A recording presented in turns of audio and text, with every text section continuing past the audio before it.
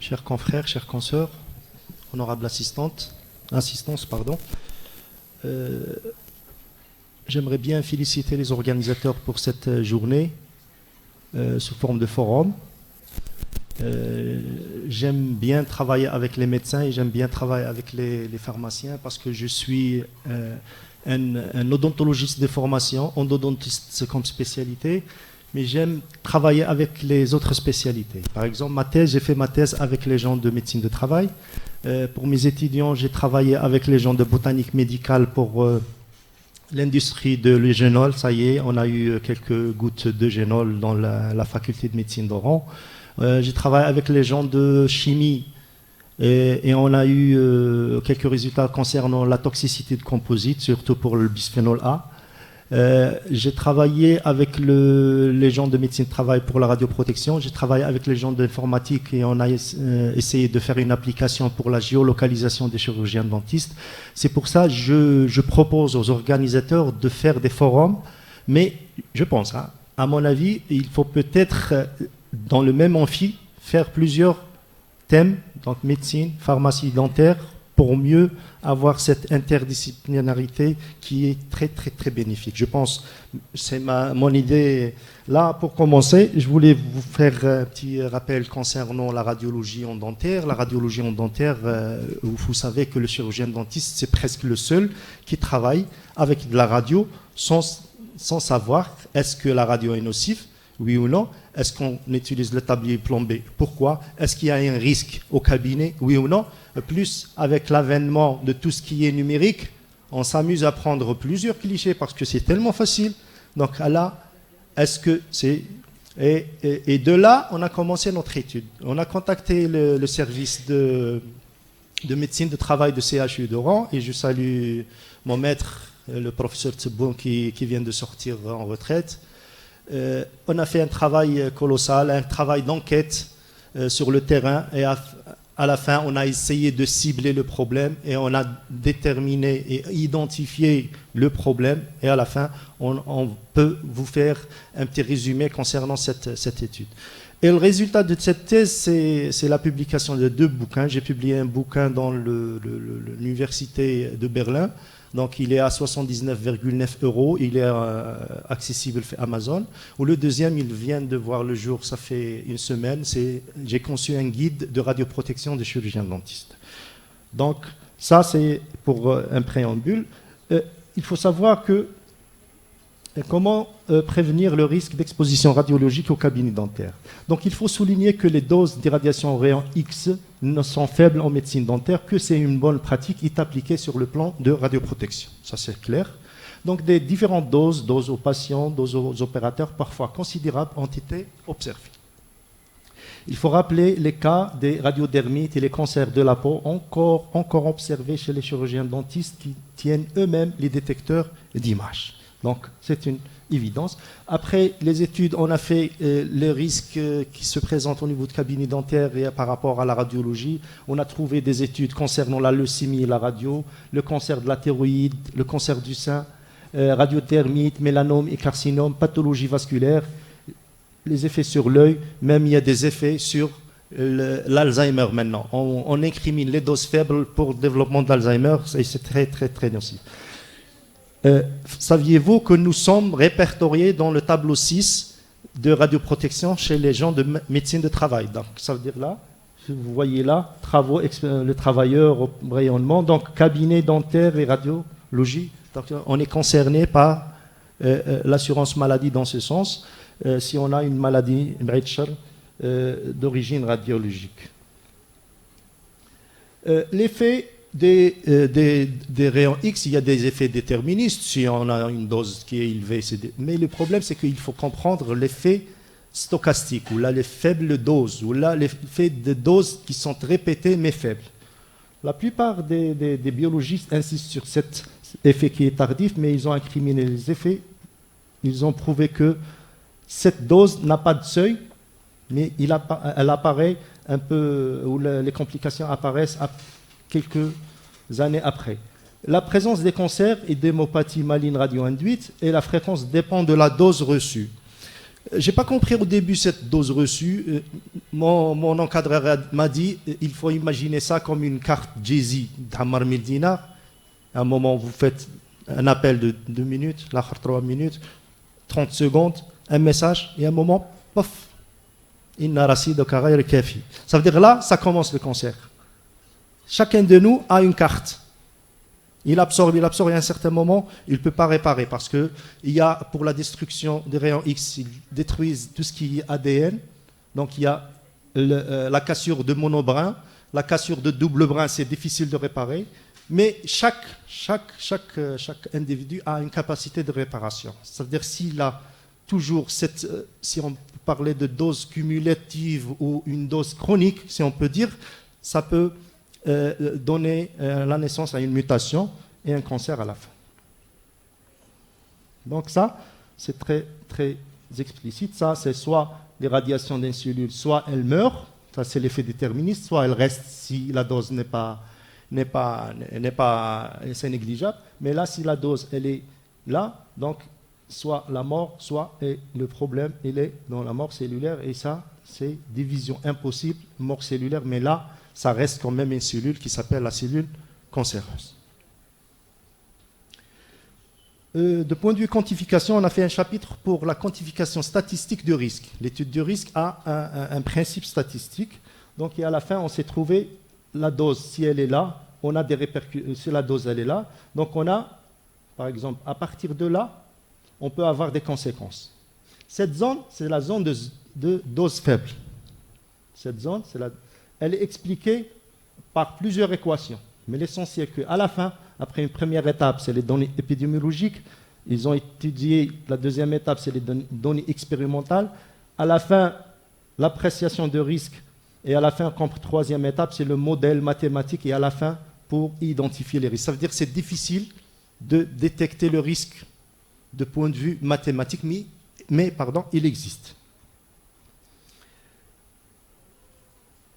Ils ont essayé de nous donner quelques explications pour nous donner la comparaison entre les risques. Les risques des rayons X, ils ont comparé le risque avec, par exemple, le nombre de cigarettes. On sait tous que la cigarette, c'est un produit qui est néfaste pour nous. Donc, ils ont essayé, par exemple, je vous donne ça, rétroalvéolaire, qui peut être effectué entre 1 à 8 microsieverts.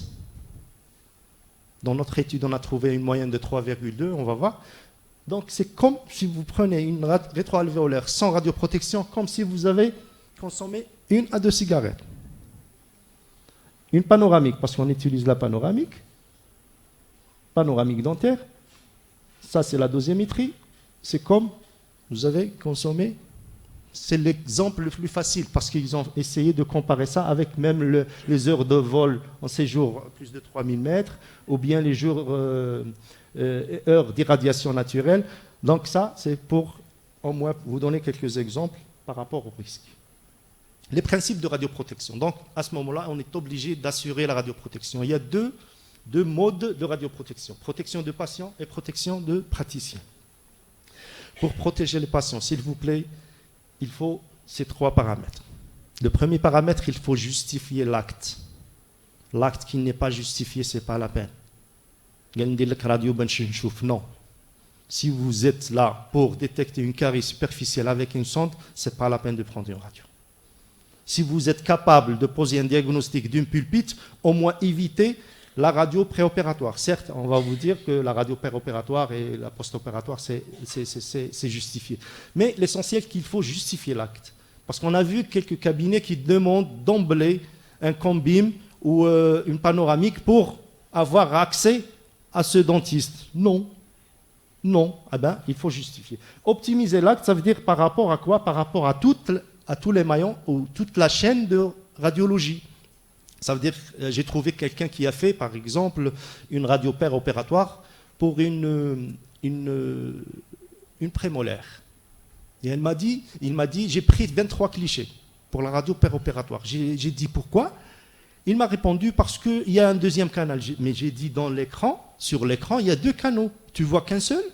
Et lui, mais le problème, c'est les lunettes. C'est les lunettes du praticien. C'est pour ça que j'ai dit, il faut optimiser toute la chaîne de lecture. Même la lecture au niveau de cialytique, au niveau de négatoscope, il faut utiliser le contraste de l'écran, la luminosité de la salle, le réglage de l'appareillage, la dosimétrie, et par rapport à quoi? Par rapport au kilovoltage et par rapport au milliampérage, parce que c'est un appareil qui est normalement fait pour la radiologie. Mais avec le temps, il perd ses capacités. Et l'imitation des doses, ça veut dire qu'il faut limiter les doses. J'ai trouvé plusieurs cabinets qui ont laissé le réglage de la rétroalvéolaire argentique avec le cliché, mais ils travaillent avec la même dose, ils travaillent sur récepteur, sur RVG. J'ai posé la question, ils m'ont répondu oui, parce que oui, à 0,40, mais même à 0,08, donc c'est pour ça il faut limiter les doses. Donc ça, c'est des problèmes de terrain. Les principes de radioprotection du praticien, il y a 3. Heureusement, il y a 3 et 3. Donc 3, le premier, c'est le temps. Il faut minimiser le temps d'irradiation. Utiliser le principe de distance parce que les électrons et les rayons X, si vous êtes distant, donc il n'y aura pas de dégâts. Et utiliser les écrans, type tablier. Mais ce n'est pas les deux en même temps, les 3 en même temps. L'idéal, c'est 3 en même temps. Mais si on utilise le système de distance, ce n'est pas la peine de porter la blouse. Si on utilise la blouse, ce n'est pas la peine de faire la distance. Ça veut dire qu'il faut être intelligent dans ce sens. On a fait une enquête. Enquête, c'est le vif du sujet de ma thèse. J'ai essayé de vous faire quelques rappels concernant les points clés de cette thèse. À Oran, donc problématique de notre travail, parce qu'en 2005, on a eu un décret présidentiel qui insiste sur la radioprotection. Ou même après 2005, chaque service a reçu des décrets exécutifs. Ça y est, vous appliquez, vous appliquez. Donc le décret, qu'est-ce qu'il dit? Décret numéro 517 de Rabi' al-Awwal de 11 avril 2005 relative aux mesures de radioprotection. Dans la ville d'Oran, comme dans la plupart des villes algériennes, les médecins dentistes manipulent quotidiennement des dispositifs de radiologie. C'est clair, le risque d'exposition radiologique est présent avec l'utilisation des rayons X et les dangers sont connus. Donc, en résumé, il s'articule sur 6 points. Ce décret présidentiel, il s'articule sur l'appareillage radiographique, c'est mentionné, c'est dans le décret, les règles d'exécution des installations, les règles de sécurité électrique même, les règles de détermination épaisseur des parois de local, règles de délimitation et signalement des zones réglementées et règles de maintenance de l'appareil radiologique. Ça veut dire que si vous lisez, là, il y a plus de 15 pages, ces détails. D'accord? À cet effet, nous avons mené une étude descriptive, mais exhaustive. J'ai fait toute la commune d'Oran. J'ai fait tous les cabinets de la ville d'Oran pendant 4 mois. Et j'ai pris même avec moi un enquêteur, bien sûr, en Khalsa et tout. On travaille le samedi, on travaille entre midi et 14h, on travaille après 16h. Donc, et on a fait une fiche d'enquête, bien sûr. L'objectif de ce travail, c'est toujours évaluer les risques d'exposition radiologique dans le secteur de médecine dentaire de la commune d'Oran. Et surtout, le but, attendez, surtout, par exemple, c'est proposer des mesures adaptées pour le renforcement de la radioprotection. Bon, ça, c'est la fiche d'enquête, un petit résumé sur la fiche d'enquête. Elle contient 100 items. 42 sur le contrôle des dispositifs de radiologie et les locaux. 19 items sur l'enquête CAP, le comportement et attitude et pratique de chirurgien dentiste. Qu'est-ce qu'il fait? Quelle position il prend? Il bombarde de loin? Non. Il règle son problème? Non.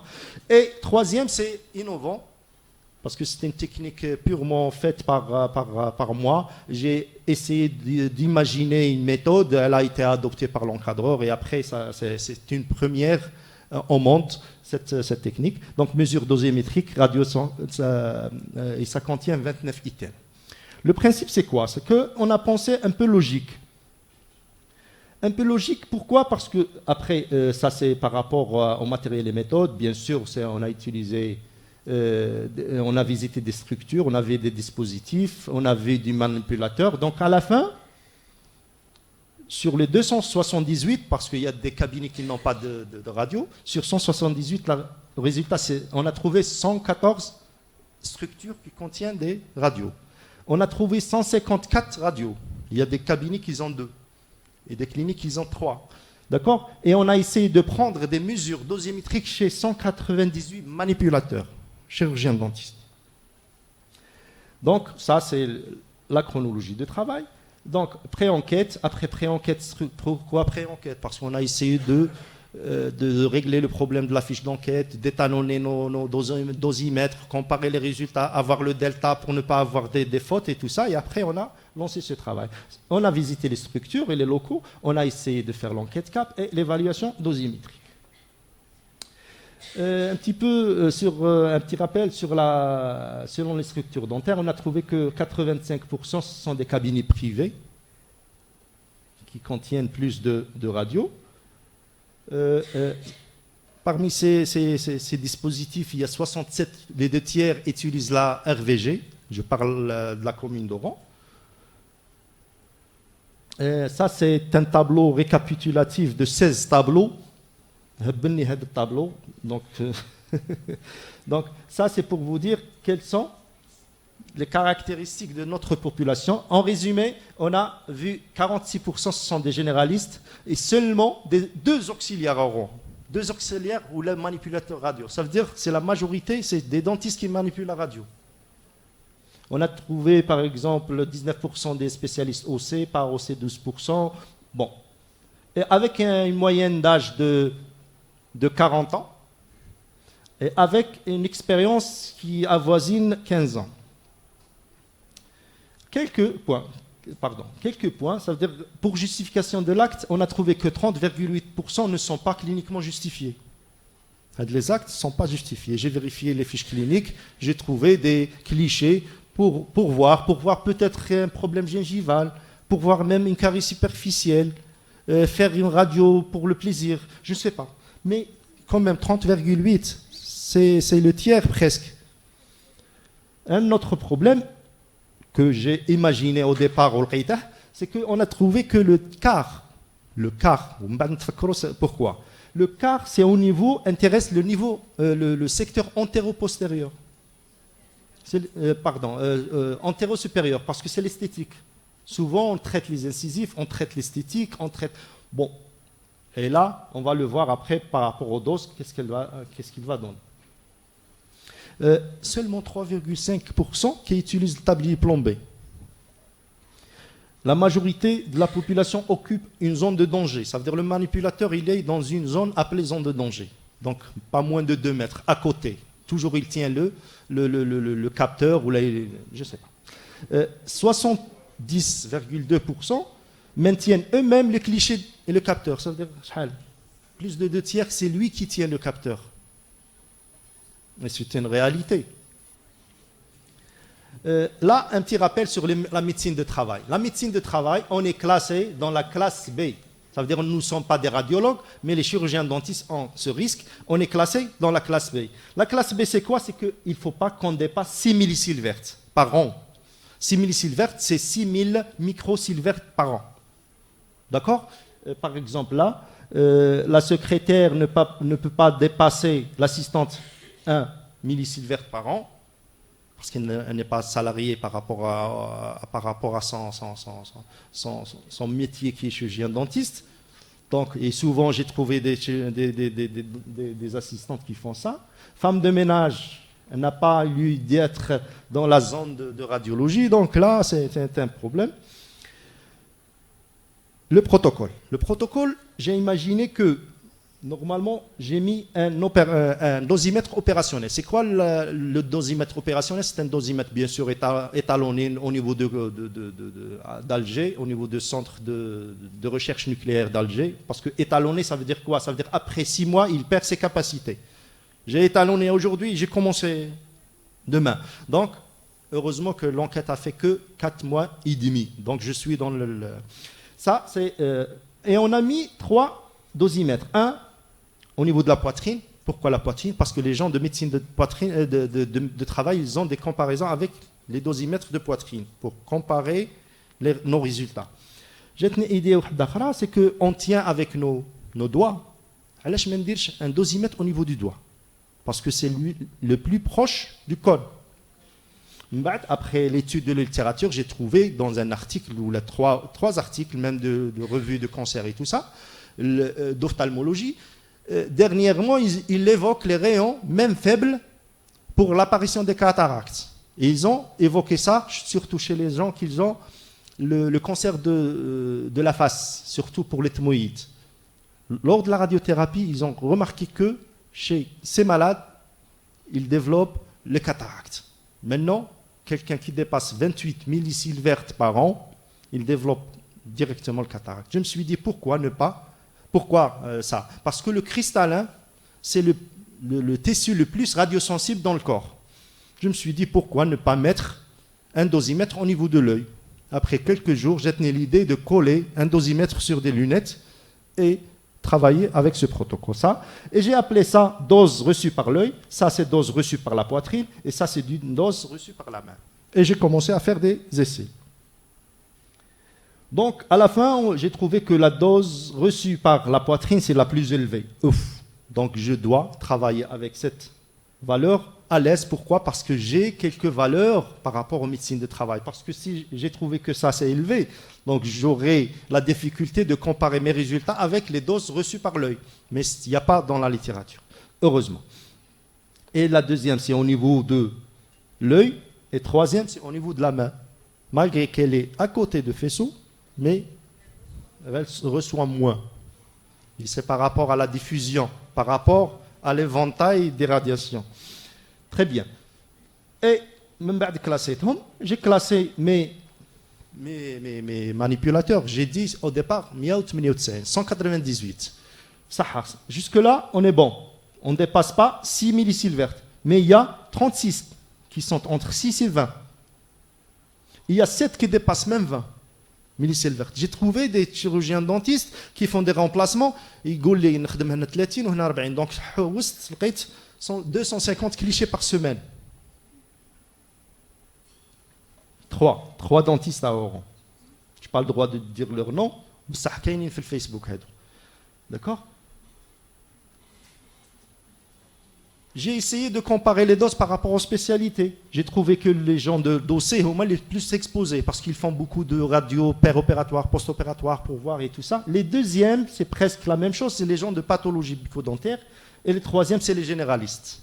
Et après, il y a la prothèse. Après la prothèse, il y a la paro. Et à la fin, l'ODF, parce qu'ils n'utilisent pas beaucoup de radio dans le cabinet. Ça veut dire qu'ils font ça dans les centres de radio et tout. L'idée, au départ, c'était de cibler. J'ai essayé de diviser la cavité buccale en 6 parties. Ce n'est pas en 4 parties qui m'a fait la classification. Je me suis dit, parce qu'il y a ce côté antérieur, pourquoi ne pas les diviser en 6? Côté postérieur supérieur, côté inférieur, et en milieu supérieur et inférieur. 6 zones. Donc, il y a la zone antéro-supérieure et tout ça. Et j'ai évalué le DRO, la dose reçue par l'œil, la dose reçue par la poitrine, et la dose reçue par la main. Et j'ai trouvé que la dose reçue par la poitrine, par l'œil, elle est plus le cadran antéro-supérieur. Les gouna 25%, c'est les dents antérieures. Pourquoi? J'ai trouvé l'explication donnée par les biophysiciens. C'est parce que le crâne, la base de crâne de notre réfléchit les rayons vers l'œil. Ça veut dire que si vous faites comme ça, le rayon passe. La base de crâne plus la têtière qui est métallique, donc elle réfléchit les rayons vers les yeux. Ça, c'est une position à prendre. C'est une nouvelle. Ça veut dire jdida. C'est une information jdida. Autre chose, j'ai trouvé que à ce niveau-là, inférieur gauche, il expose plus la main. Inférieur gauche, inférieur gauche, souvent parce que c'est le style où on joue en face du malade et on prend, ça veut dire on pousse notre doigt à l'intérieur du cône. Et la région inférieure gauche, c'est pour la main, et ça c'est pour supérieur droit, le supérieur droit. Vous voyez là, le cône il est proche de la poitrine, et là, la dose très élevée. On passe. Bon, on a essayé d'analyser ces doses, les doses par rapport aux zones de danger. Donc c'est clair, la zone de danger, si on est à l'intérieur d'une zone de danger, c'est clair que la dose c'est presque 4 fois. Si on est au-delà de la zone de danger. C'est ça par rapport à la superficie. La plupart disent qu'il faut que le local dépasse 9 mètres carrés. La professeure Ziane m'a posé la question, mais quelle est la relation entre 9 mètres, 12 mètres, 8 mètres? J'ai trouvé cliniquement et réellement que la dose, si le local ne dépasse pas 9 mètres carrés, il y en a moins de 9 mètres carrés, la dose c'est presque le double. Pourquoi? Parce qu'elle frappe le mur et tout l'île. Mais s'il y a 9 mètres carrés, c'est logiquement 3 fois 3. Ça veut dire 3. Donc c'est ça l'explication. Si vous avez 4 mètres carrés, donc il y aura toujours ce système de rayon qui est basé sur les bases de l'optique. On a essayé de voir même le praticien, l'utilisation de l'angulateur. Si on utilise l'angulateur ou non. Donc on a la dose, c'est fois presque 5. Port de tablier plombé, bien sûr, la dose, elle est... Vous allez me dire, même avec la blouse, à l'intérieur, et vous avez reçu 0,43. Normalement, on ne reçoit rien, c'est 0,10. C'est la radioactivité. Mais après, on a évoqué qu'il y a quelques blouses qui sont fissurées, qui sont mal entretenues, parce que normalement, il faut un cintre rigide. Donc, elle se fissure, et le plan descend, et elle... Donc, ça c'est clair, c'est la réalité. L'analyse statistique. L'analyse statistique par rapport à l'âge médian. L'âge médian, chez la moyenne, la médiane, la 36 ans, il y en a trouvé que les gens ont moins de 36 ans, les jeunes, ils sont exposés au risque. Pourquoi? Parce que, avec moins d'expérience, vous faites beaucoup de clichés. Comme la banque à côté, l'enseigne. Donc c'est... Par contre, plus de 36 ans, vous avez plus d'expérience, donc vous faites moins de radio. Et là, je pense que c'est ça, c'est l'explication. Autre chose, par rapport au sexe, on a trouvé que les hommes, parce que les hommes sont exposés au risque parce qu'ils préfèrent le secteur libéral. D'accord? Et on a dit que notre étude, c'est 85%, c'est des cabinets privés, des bureaux privés. Donc, on va les exposer. Autre chose par rapport au public et privé, donc c'est le privé bien sûr. Les généralistes et les spécialistes, on a trouvé que 23 spécialistes et 20 généralistes, il n'y a pas de risque, pas de différence significative. On a utilisé, même l'ancienneté, c'est la même chose. Et le zonage, zone de danger, zone de sécurité, la même chose. Et l'angulateur. Le appareil à 400 000 ou la 500 000 appareils de radio, de rétro-alvéolaire, avec RVG et tout ça, on n'achète pas les angulateurs. Je ne sais pas pourquoi. C'est un accessoire qui fait 30 000 dinars. Je ne sais pas. Parce que la clé, c'est l'utilisation de l'angulateur et on va voir pourquoi. Bon, on a fait cette analyse statistique multivariée par régression logistique. On a pris tous les paramètres. En statistique, il y a un croisement des résultats. Est-ce qu'il y a une relation entre l'âge et la dose? Ça, c'est bivarié. Il y a une multivariée, plusieurs facteurs en même temps, et on va essayer de les classer. C'est un logiciel qui les classe. On s'appelle la méthode, la régression logistique, ou bien l'étude qui est bivariée, qui est multivariée. À la fin, on a trouvé que la position par rapport au cône, a l'autre ratio de 8. Parce que qui dit foot 1, tous les risques. On a 8. C'est apparent. Le problème, il est là. C'est l'utilisation, c'est la position du praticien par rapport au cône. Et si on veut éviter ça, on doit utiliser l'angulateur. Malgré qu'on a trouvé que le secteur d'activité, c'est un facteur de risque. Et le sexe, c'est un facteur de risque. Être homme, c'est un risque. D'accord? S'il n'y a pas de risque de rayon, il y a risque de guerre, il y a risque de... D'accord? Et l'âge médian, j'ai dit par rapport à l'expérience. Mais si on... Parce que, pourquoi faire ça? Pour trouver l'étiologie. L'étiologie, c'est ça. L'étiologie, la cause, c'est ça. Si on élimine ça, on peut avoir la paix. Je vais finir. Pour sensibiliser, dans notre étude, on a le droit à 6000 microsieverts par an. C'est ça. J'ai éliminé les week-ends, j'ai éliminé les jours fériés, 47 semaines. Et je me suis dit, pourquoi ne pas diviser 6000 sur 47 pour voir le quota de semaine. J'ai divisé sur 5 jours ouvrables pour avoir le quota de la journée. Le quota de la journée, j'ai trouvé que 25,5 microsieverts. si vous avez remarqué dans le tableau où j'ai mesuré au niveau de la poitrine, j'ai dit la moyenne à Oran, c'est 3,2. C'est une moyenne. D'accord? J'ai dit pourquoi ne pas diviser 25,5 sur 3,2 pour savoir le nombre de clichés qu'on a le droit. Donc j'ai trouvé que 7,97, c'est presque 8 clichés. Ça veut dire en Algérie, si on continue comme ça, on n'a pas le droit de dépasser 8 clichés jour. Donc, le même praticien, s'il est en France, il a le droit de faire 182 clichés dans les conditions de radioprotection. Et avec le même risque. Bon, pour résumer, je ne veux pas tarder. Donc, les examens radiologiques doivent être justifiés. L'obligation de formation professionnelle en radioprotection, c'est le thème d'aujourd'hui. Les utilisateurs doivent obtenir une autorisation d'utilisation des dispositifs à rayon X, chacun à titre individuel. CRNA, COMENA, donc le contrôle de dispositifs de radioprotection et structures, et la collaboration entre la médecine du travail et les personnes compétentes en radioprotection.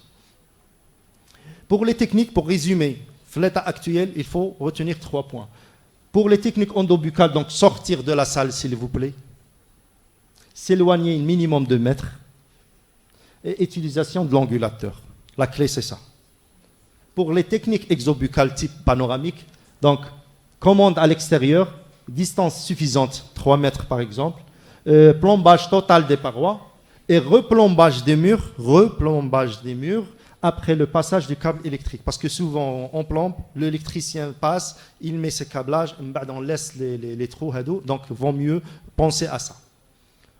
Conclusion, il restera au médecin dentiste de se contrôler lui-même dans l'usage des bonnes pratiques, le but étant de produire des clichés non seulement de bonne qualité, mais aussi parfaitement utiles de diagnostic clinique. Donc l'adhésion au processus de radioprotection doit permettre à notre profession de s'approprier en toute connaissance et bonne pratique la gestion de doses délivrées par nos dispositifs radiologiques. Je termine avec cette citation de Georges Brassens, que c'est un chanteur. Il dit que la révolution, c'est essayer de s'améliorer soi-même en espérant que tout le monde fasse le même chemin. Et je vous remercie pour votre attention.